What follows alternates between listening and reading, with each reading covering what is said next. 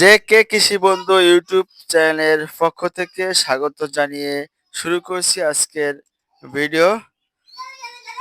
কদম চাষের পরিচর্যা শেষ পর্যায়ে এসে আমার কদমের জমির ফুলগুলো দেখেন কত সুন্দর দেখা যাচ্ছে। আমার এই কদমের বয়স আজ হয়েছে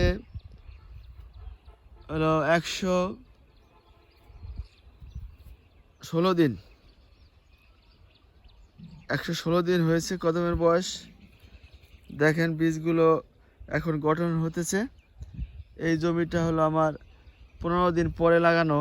আগের একটা জমি সেটা ছিল, সেটা তো দেখাইছে আপনাদের, এটাও একবার দেখানো হয়েছে। দেখেন মাশাআল্লাহ, আল্লাহর রহমতে বীজগুলো দেখেন ইনশাআল্লাহ প্রত্যেকটা বীজই চমৎকার হইতেছে।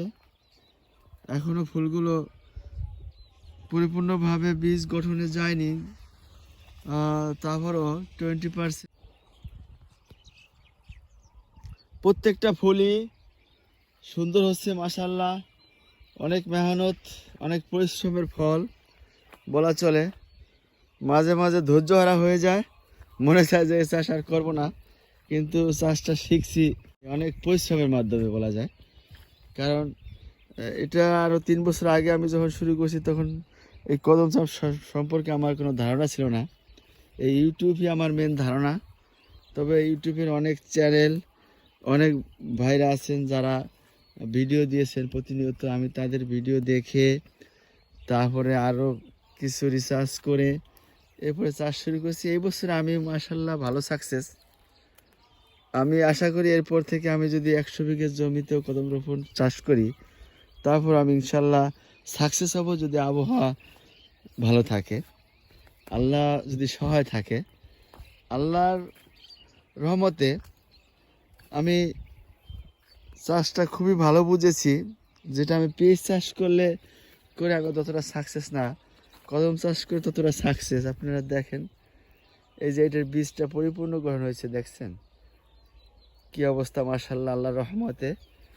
আর এইটাই আমার পরিপূর্ণ সাকসেস চাষ পদ্ধতিটা জানা, কারণ আমি দেখেছি কখন কোন ওষুধটা বা কীটনাশকটা দিতে হবে, দিলে পরে কদমের একটা ফুলও শুকাবে না এবং কদমের গাছগুলো সুন্দর থাকবে, সবুজ থাকবে। দেখেন তো গাছগুলো সবুজ কি সতেজ কি, দেখছেন গাছটাও লম্বা কি। হ্যাঁ, এটা আসলে সময় মতো যদি আমি ওষুধ কীটনাশক না ব্যবহার করি তাহলে হবে না। যেমন আমি এই সে 15 দিন আগে যেটা চাষ করেছি সেটা কিন্তু একটু একটু দু একটা ফুল শুকিয়ে গেছিলো, এই জন্য বীজ কিছুটা কম হতে পারে। কিন্তু ওইটার একটা কারণ ছিল, আমি 10 দিন গ্যাপ ছিল এই জমির সাথে আমার যোগাযোগটা। তো 10 দিন যোগাযোগটা গ্যাপ থাকার কারণে আমি কিন্তু ওই ফুলটা শুকানোর সময়টা আমি থাকতে পারিনি। এই জন্য আমি এই ধরাটা খেয়েছি। দেখুন এই যে মৌমাছি পড়ছে, আসলে মৌমাছি কিন্তু আমার জমিতে হাত পরাগায়ন হয়। তারপরে মাশাআল্লাহ অনেকগুলো মৌমাছি আছে। মৌমাছি না হলে আমার সমস্যা নেই। আমি এখানে আমার 4,000 টাকা খরচ হয়েছে শুধু ওই হাত দিয়ে পরাগায়নের জন্য। আমার অনেক টাকা খরচ হয়েছে, ব্যয়বহুল, খুবই ব্যয়বহুল চাষ। তবে আমি মনে করি আমার একটা হাইব্রিড, এটা হলো লালতির কিংটা ওই পাশে। তো সেই অনুসারে আমি মাশাআল্লাহ খুবই খুশি, খুবই আনন্দিত।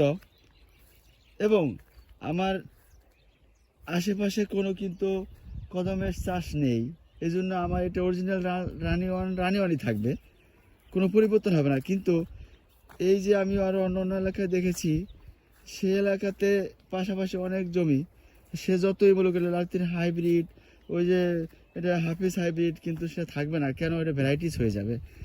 এই একটা কদমের পরে আরেকটা কদমের জমির কমসে কম 1000 মিটার দূরত্ব হলে পরে সেই বীজটা পারফেক্ট থাকবে, না হলে সেই বীজটা কিন্তু মিক্স হয়ে যাবে, ভ্যারাইটিস হয়ে যাবে। কারণ কি, বাতাসের সাথে ওই পরাগায়ন যায় কিন্তু, নাহলে বৈজ্ঞানিক গবেষণা আপনি দেখেন যে এটার পাশাপাশি যদি অন্য কিছু থাকে তাহলে ওটা মিক্সড হয়ে যাবে, অরিজিনাল হবে না।